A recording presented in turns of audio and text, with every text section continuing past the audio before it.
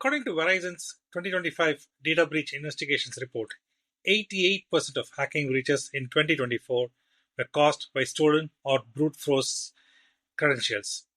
Let that sink in. This means nearly 9 out of 10 breaches start with compromised passwords. Welcome to Secured by Design, the podcast where we explore how identity and wider cybersecurity shape the foundations of our digital world. I am Santosh, and in each episode, I'll share insights and practical perspectives on how we can build security into every layer of technology and businesses. From identity security and zero trust to the latest in cloud and compliance. Let's dive in to what it takes to design security that lasts. Today, we are talking about something that affects every single person listening to this podcast: authentication. Specifically, we are diving into the massive shift happening right now from passwords, those things we've all loved to hate for decades, to passkeys, which might finally be the technology that kills the password once and for all. Let's break down how our digital keys are about to change forever. First things first, to really get where we are going, we have to be honest about where we are right now. And the truth is, we are living in a world built on a weak foundation, the password. It's a system we all use, and deep down, a system we all know is just not working anymore. So, before we go any further, let me ask you something. Just take a second and guess. How many unique passwords are you personally trying to keep track of right now for all your different websites, apps, and services? What do you think? 10?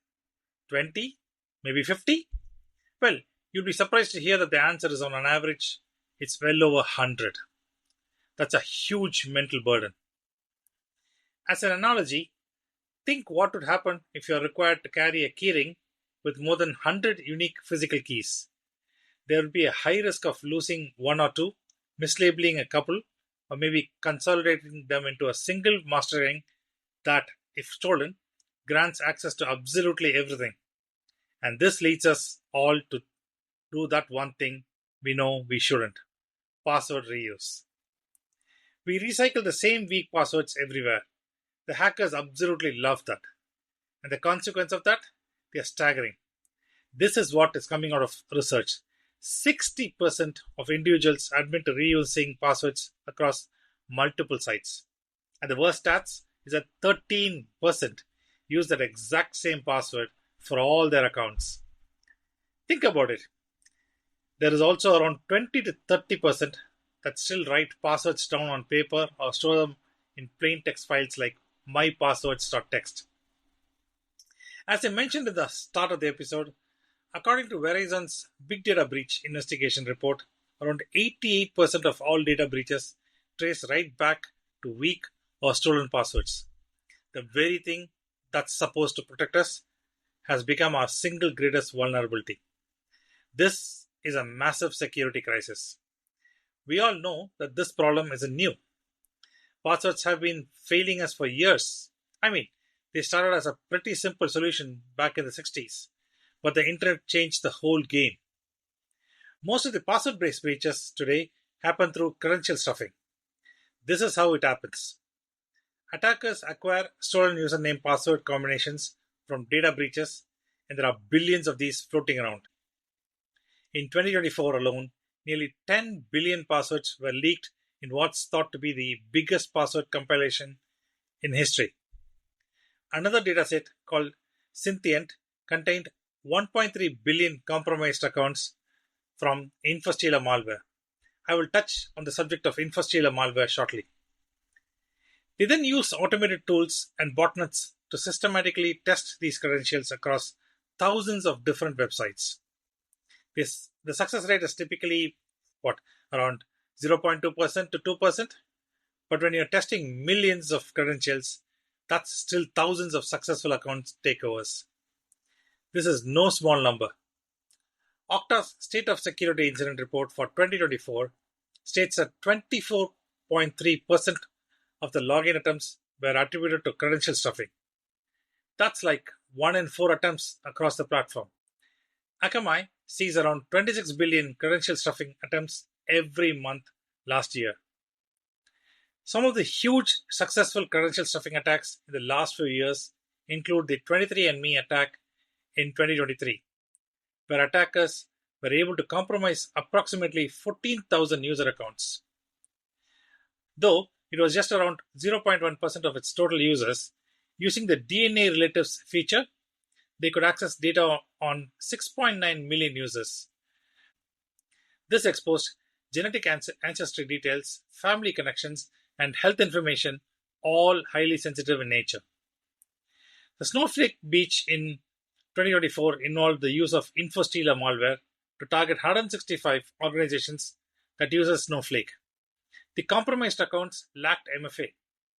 9 public victims were identified, impacting hundreds of millions of customer data records. Data was sold on criminal forums for fees ranging from $150,000 to $2 million per organization. Another ironical one was the Norton LifeLock breach in 2023. This was caused by a credential stuffing attack using username and password pairs acquired from the dark web. This attack targeted more than 6,000 customer accounts using approximately 925,000 credential pairs, primarily affecting users of Norton's Password Manager feature. Attackers could potentially access sensitive account information such as first and last names, phone numbers, mailing addresses, and possibly saved passwords stored in the Password Manager vaults. Norton LifeLock systems were not breached directly, but attackers exploited reused credentials. This incident highlights how credential stuffing attacks remain a significant threat, particularly when users reuse passwords across multiple sites, including sensitive services like password managers. You would have noticed that I referenced InfoStealers a few times. These are what is making the problem worse in the last couple of years. These are malware programs designed to silently extract passwords, cookies, and authentication data from infected devices. And they are no longer just affecting personal devices. They are harvesting business credentials too. Research shows that 73% of confirmed identity-based breaches in 2024 were the result of compromised credentials harvested by InfoStealers. The problem is converging personal and business identities. Employees log into personal Google accounts on work devices, inadvertently saving corporate credentials to personal password stores, which later gets compromised through InfoStealer infections on personal devices. Breaches like these basically created a permanent toolkit for hackers, and now, with recent leaks exposing credentials by the billions, it's pretty clear the problem is just getting exponentially worse. But what if? What if we could just get rid of password entirely? That's exactly what passkeys are designed to do. They represent a fundamental shift to a smarter, a simpler, and a way more secure way of logging in. So, what even is a passkey? Well, think of it like a digital key that lives securely on your device, your phone, your laptop.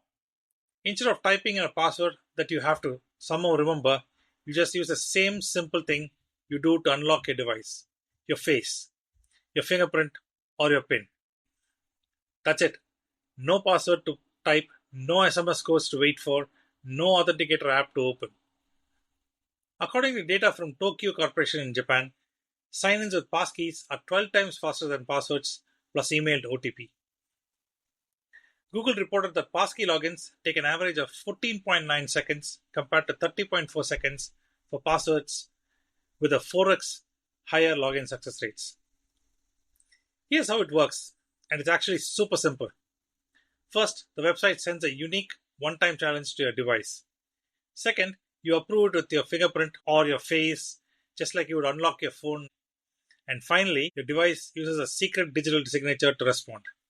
The key here is that your device has a private key that never leaves it, which is stored in a TPM chip, and the website just has the matching public key. They fit together perfectly, proving it's you without ever sending a secret password over the internet. This is the real game changer, because the private key never leaves your device and is never transmitted over the network. It can't be phished, it can't be intercepted, and it can't be stolen in a data breach.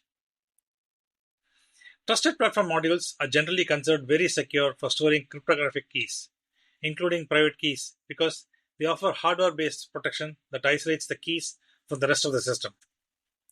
TPMs are designed to resist physical tampering and provide a secure environment to generate, store, and use cryptographic keys, such that the private key never leaves the TPM chip itself. Because a passkey is cryptographically tied to the real website, it simply will not work on a fake phishing site. Let me explain it a bit. With passwords, if an attacker creates a phishing email with, say, a fake google.com site with the letter L replaced with 1, which is hard to notice, you might be tricked into typing a password and handing it over. With passkeys, this attack is impossible. Your passkeys for real google.com will work only on google.com. The cryptographic challenge response is domain bound.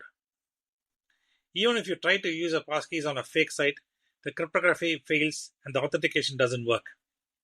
You literally cannot be tricked into giving it away. Passwords, even those SMS codes they text you, those are secrets that can be stolen. This makes passkeys resistant to phishing attacks, man-in-the-middle attacks, credential stuffing, password database breaches, social engineering attacks, etc. A passkey is a proof that cannot be forged or phished, period. There are actually two types of passkeys. The first one are synced passkeys, or it's also called multi-device passkeys. These sync across all your devices using a cloud service like iCloud, Keychain, Google Password Manager, or third-party password managers like 1Password or Bitwarden. For example, if you create a passkey on your iPhone, it's automatically available on your iPad and Mac. This is what most consumers are using. And then you have device-bound passkeys. These are tied to a single device, like a FIDO2 security key, like YubiKey. They cannot be synced or transferred, hence offer maximum security, because the key literally cannot leave the physical device. This is what many enterprises prefer for high security scenarios. Passkeys are built on open standards like WebAuthn, CTAT2, and FIDO2. I will look at covering these in detail on some other future podcasts. What this means is that passkeys are interoperable. Apple, Google, Microsoft, and others all support the same standard. A passkey you created with your iPhone can work on Windows, Android, or any FIDO2 compliant platform. Now, this isn't some futuristic theory. This is happening right now at a massive scale. The biggest names in tech are all in, and the results, well, they're pretty incredible. Though passkeys came up as a standard around a decade back, proper traction for passkey usage started around 2022. That said, its growth has been phenomenal. The FIDO Alliance has confirmed that more than 1 billion people have already activated at least one passkey. Consumer awareness jumped from 39% in 2022 to 57% in 2024. That's a 50% increase in just 2 years. Over 200 major companies now support passkeys, including Amazon, Google, PayPal, Walmart, Target, and PlayStation, to name a few. You can see that they are just rapidly pushing out older, less secure methods like SMS codes. According to FIDO Alliance Enterprise Survey, 82% of executives are implementing or considering device-bound passkeys, and 47% are deploying a mix of both types to support different use cases. Let's look at real-world adoption data and success stories. More than 1 billion people have activated at least one passkey. Over 200 major companies now support passkeys, up from around 100 just a year ago. 4.2 million passkeys have been saved in 1Password alone, with 2.1 million passkey authentications per month. Bitwarden reported a 550% increase in daily passkey creation in December 2024 compared to the previous year, with 1.1 million passkeys created in Q4 alone. In the enterprise world, the numbers are even more striking. According to FIDO Alliance and HID survey of 400 UK and US executives in companies with 500 plus employees, 47% have already deployed passkeys, and 40% are in the process of deploying. 66% said passkey deployment is a high or critical priority. If you're thinking, why rush to implement passkeys when adding MFA gives you enough cover against password misuse? Yes, it does seem that way outwardly, but we are talking two different aspects here. MFA still depends on passwords as the first factor, which are vulnerable to theft, phishing, reuse, leaks, and brute force attacks. Passkeys remove passwords entirely, thus closing all related attack vectors. MFAs, though providing additional protection, is not phishing resistant. Attackers can trick users into divulging OTPs or approving push notifications. One of the key resistance within organizations for MFA rollout is the additional friction it causes. So, we end up reducing the use of MFA to the most riskiest transactions to avoid user resistance. Passkeys, on the other hand, reduce user friction while increasing the overall security of the authentication journey. The top motivations for deploying passkeys in enterprise are improving employee user experience, not just security, complying with regulatory standards, and mitigating data breach risk. Let me share specific examples of organizations that have deployed passkeys and what they have achieved. KDDA, a Japanese telecom company, implemented passkeys with more than 13 million customers using FIDO credentials. This saw a dramatic 35% decrease in calls to their customer support centers. This is great since they have reduced support cost while improving security and user experience.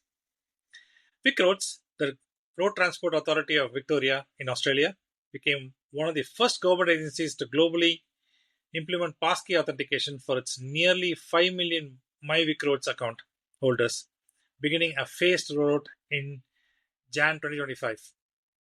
By mid 2025, over 1.6 million users had adopted passkeys, with more than 200,000 passkeys created during the pilot, and adoption rates exceeding 50% on modern devices.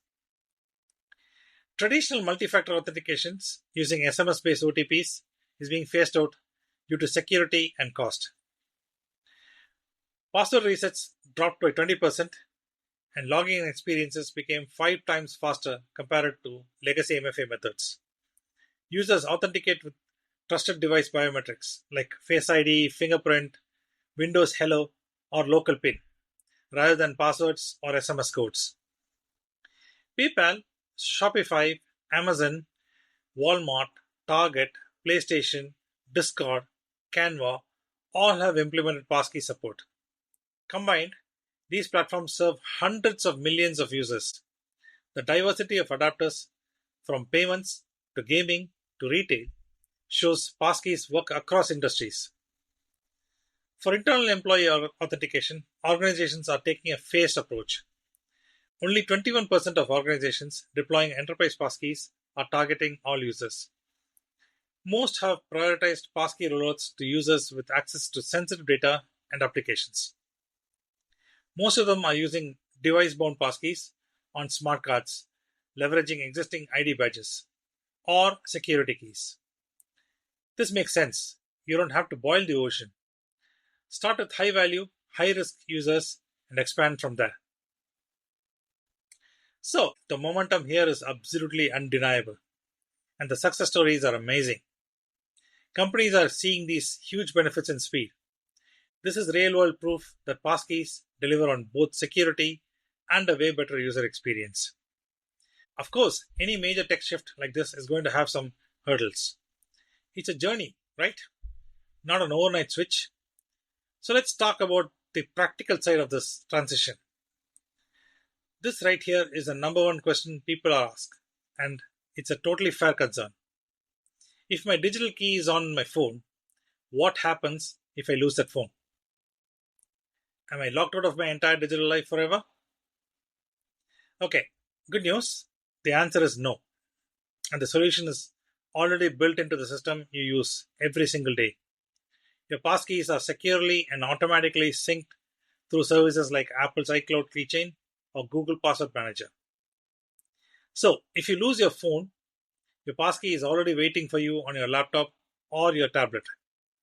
It's a safety net that just works in the background. No sweat. Now, for businesses, the journey is a little bit more complex. They have to deal with legacy systems, all kind of different users, and making sure the transition is smooth for everyone. It's not about flipping a switch one day. It's about a phased, strategic rollout. So to help with this, the FIDO Alliance, that's the industry group behind the standard, has laid out a really clear four-stage journey. It starts with a legacy password system. Stage 2, optional adoption, is where most companies are right now, offering passkeys right alongside passwords.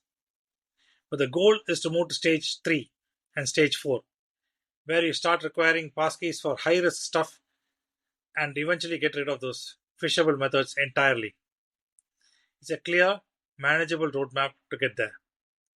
So let's bring it all together. What does this passwordless future really look like? Well, it's a future that's more secure, more seamless, and honestly, just a whole lot simpler for everyone.